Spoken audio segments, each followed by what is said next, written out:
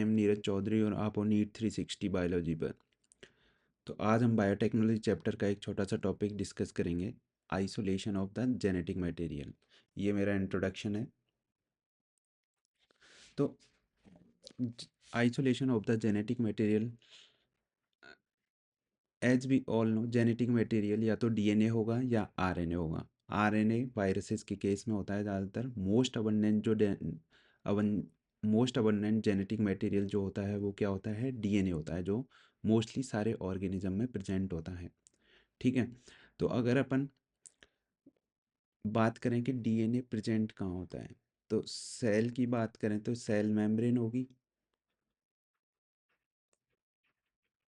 Cell membrane, nucleus होता है, nucleus के अंदर जेनेटिक मटेरियल होगा अपना डीएनए। ठीक है।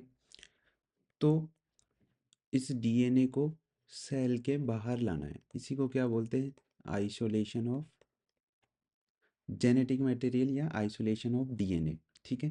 तो अपना एम क्या है, इस जो न्यूक्लियस में जो डीएनए प्रेजेंट है उसको बाहर निकालना है। तो कैसे निकालते हैं इसको बाहर, इसको देखते हैं अपन। अब बच्चों, प्यूरिफिकेशन ऑफ डीएनए, तो एक बार रीड आउट करते हैं। DNA must be in pure form, free from the other macromolecules for restriction enzyme. ये मैं समझाता हूँ क्या है। तो DNA is enclose within the cell membrane. देखो होता क्या है, ये सेल मेम्ब्रेन है, तो डीएनए किससे एनक्लोज है, सेल मेम्ब्रेन, दिस वन। तो अगर इसको बाहर लेके आना है तो इस सेल मेम्ब्रेन को क्या करना पड़ेगा, डिसरप्ट करना पड़ेगा। सेल मेम्ब्रेन को क्या करना पड़ेगा, तोड़ना पड़ेगा, ब्रेक करना पड़ेगा। तो इसके लिए ब्रेक करने के लिए कुछ मेथड होते हैं, मैकेनिकल मेथड होते हैं, केमिकल मेथड होते हैं, और एंजाइम्स के थ्रू भी इन सेल्स को ब्रेक कर सकते हैं। ठीक है। एनसीईआरटी में एंजाइम्स के थ्रू ब्रेक किया गया है, तो अपन एंजाइम्स के थ्रू बात करेंगे। ठीक है। अब देखो, इसको ब्रेक तो कर दिया, लेकिन इस सेल के अंदर आरएनए भी होगा, प्रोटीन भी होंगे, लिपिड्स भी होंगे, सारी चीज़ें प्रेजेंट होंगी। तो मान ले सेल को ब्रेक किया, इसमें ये सेल थी, इसको ब्रेक किया तो इसके अंदर ये सेल भी आ गई, इसके अंदर सेल डेब्रिस भी आ गया, सेल का कचरा भी आ गया, ब्रेक हो गई। तो सेल डेब्रिस बोलते हैं, आरएनए भी है, डीएनए भी है, लिपिड भी है, और प्रोटीन भी है। ठीक है। तो क्या करेंगे अपन को, हमको तो क्या चाहिए, डीएनए चाहिए, तो इन सबको तोड़ना पड़ेगा। ठीक है। क्योंकि अपन को क्या लाना है, प्योर फॉर्म में लाना है, डीएनए को प्योर फॉर्म में लाना है। प्योर फॉर्म में क्यों लेना है अपन को, क्योंकि जब जैसे कि सपोज ये डीएनए, ठीक है, इस पे बहुत सारी प्रोटीन वाइंड है, मान लो ये प्योर फॉर्म में नहीं है। अब हमने रेस्ट्रिक्शन डाइजेशन कराना है इसका, इसको डीएनए को कट करना है रेस्ट्रिक्शन एंजाइम से। अब मान लो इस रेस्ट्रिक्शन एंजाइम की साइट इस प्रोटीन के बीच में आ गई, तो ये तो आइडेंटिफाई नहीं कर पाएगा इसको, तो कट नहीं कर पाएगा। कट नहीं कर पाएगा तो रेस्ट्रिक्शन डाइजेशन नहीं हो पाएगा। इसलिए अपन हम क्या बोलते हैं कि जो डीएनए होता है वो प्योर फॉर्म में होना जरूरी है रेस्ट्रिक्शन डाइजेशन के लिए। तो ये चीज़ ही लिखी हुई है, the DNA must be in pure form free from the other macromolecules. जो ये हैं डीएनए, आरएनए, प्रोटीन और ये सब, इनसे क्या होना चाहिए, फ्री होना चाहिए रेस्ट्रिक्शन डाइजेशन के लिए। एनक्लोज होता है सेल मेम्ब्रेन से, तो सेल मेम्ब्रेन को ब्रेक करना जरूरी है।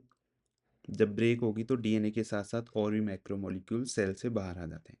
यहाँ पे देखते हैं, ये सेल्स हैं, ठीक है, इनको डिसरप्ट किया, इनको सेल्स को ब्रेक किया। तो ब्रेक डिटर्जेंट से भी कर सकते हैं, केमिकल से भी कर सकते हैं, और एंजाइम्स के थ्रू भी कर सकते हैं।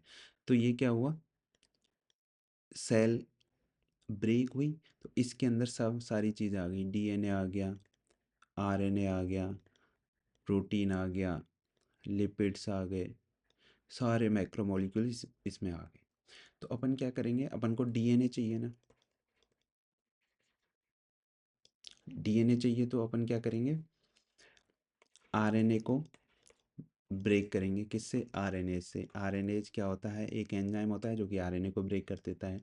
प्रोटीन को ब्रेक करने के लिए अपन को प्रोटीएज यूज करेंगे जो प्रोटीन को ब्रेक कर देगा। लिपिड का एनसीईआरटी में नहीं दे रखा है, अगर लिपिड को ब्रेक करना है तो लाइपेज एंजाइम यूज करते हैं। ठीक है, इसमें सब ब्रेक हो गया। इसमें बचा क्या? डीएनए और सेल डेब्रिस, जो ये कचरा है ये सब। ठीक है, तो हम क्या करते हैं, इसको सेंट्रीफ्यूज करते हैं। सेंट्रीफ्यूज करेंगे तो जो कचरा होगा वो यहाँ पे जम जाएगा नीचे, इसको पैलेट बोलते हैं, नीचे जम जाएगा। और जो डीएनए होगा वो सुपरनेटेंट ऊपर वाले लिक्विड में आ जाएगा डीएनए। तो ये जो लिक्विड है इसको इसमें ट्रांसफ़र कर देते हैं दूसरी टेस्ट ट्यूब में। ठीक है, तो इसको प्रेसिपिटेट करा देते हैं। अब इसमें क्या करेंगे, चिल्ड एथेनॉल डाल के प्रेसिपिटेट करा देंगे। प्रेसिपिटेट मतलब इकट्ठा, एग्रीगेशन।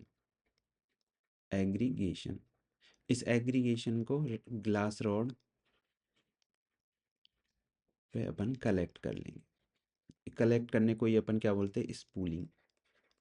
ठीक है, तो अब देखो सेल डिसरप्ट कैसे करते हैं। ये सेल थी, इनको डिसरप्ट कैसे किए हैं, तो यहाँ पे एंजाइमेटिक मेथड बताए हैं। जैसे बैक्टीरियल सेल्स में से डीएनए को आइसोलेट कर रहे हैं तो एक एंजाइम होता है लाइसोजाइम, क्योंकि बैक्टीरियल सेल वॉल पेप्टाइडोग्लाइकन्स की बनी होती है, तो उनको ब्रेक करने के लिए लाइसोजाइम एंजाइम यूज करते हैं, याद रखना।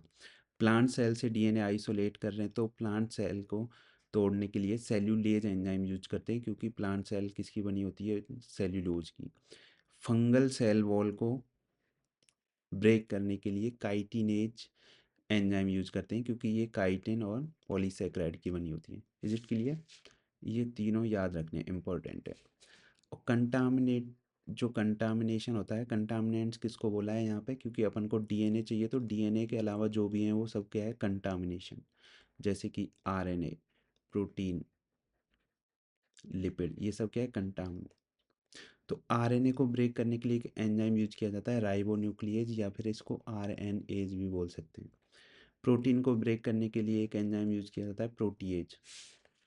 अगर लिपिड को ब्रेक करना है तो लाइपेज यूज कर सकते हैं। और भी कोई मॉलिक्यूल है तो उनको अप्रोप्रिएट ट्रीटमेंट से अपन ब्रेक कर सके हैं, रिमूव कर सकते हैं। अब अपना डीएनए आ गया, उसको सेंट्रीफ्यूज किया तो लिक्विड में आ जाएगा। ये रहा लिक्विड, इसमें आ गया। इसको अपन ने प्रेसिपिटेट करा लिया। प्रेसिपिटेट के लिए क्या करते हैं, ये याद रखना है, प्रेसिपिटेशन के लिए चिल्ड एथेनॉल अपन यूज करते हैं। ठीक है, तो डीएनए कैसा अपीयर होगा, फाइन थ्रेड लाइक सस्पेंशन में। जैसे कि यहाँ पे देख सकते हैं, ये देखो, जैसे ही चिल्ड एथेनॉल डालेंगे इस तरह का हो जाएगा। ये यहाँ पे देख सकते हैं, ये थ्रेड लाइक स्ट्रक्चर में, ये देखो चिल्ड एथेनॉल मिलाते ही। ठीक है, देखो स्पूलिंग किसको बोलते हैं, the process of collecting precipitated DNA. जैसे ही चिल्ड एथेनॉल डालेंगे प्रेसिपिटेट हो जाएगा, एग्रीगेट हो जाएगा, एक जगह इकट्ठा हो जाएगा। इसको निकालने के लिए अपन ग्लास रोड यूज करते हैं, इसको बाइंड करवाने के लिए ग्लास रोड यूज करते हैं। इसको ही क्या बोलते हैं, स्पूलिंग। ठीक है, क्या बोलते हैं, स्पूलिंग। अब एक कंसेप्ट आता है तो सॉल्ट का, सॉल्ट यूज करते हैं अपन। तो सॉल्ट क्या करता है, Na+Cl- होता है, तो अपन उनको पता है डीएनए क्या होता है, नेगेटिव। तो ये Na+ इसको क्या कर देता है, न्यूट्रलाइज, न्यूट्रल कर देगा, तो ये लेस हाइड्रोफिलिक हो जाएगा। लेस हाइड्रोफिलिक होगा तो ये एग्रीगेट होने लगेगा, प्रेसिपिटेट होने लगेगा। प्रेसिपिटेट, तो अपन क्या बोल सकते हैं, सॉल्ट का रोल क्या है, प्रेसिपिटेट करवाता है ये। अब क्वेश्चन करके देखते हैं। During the process of isolation of DNA chilled ethanol is added.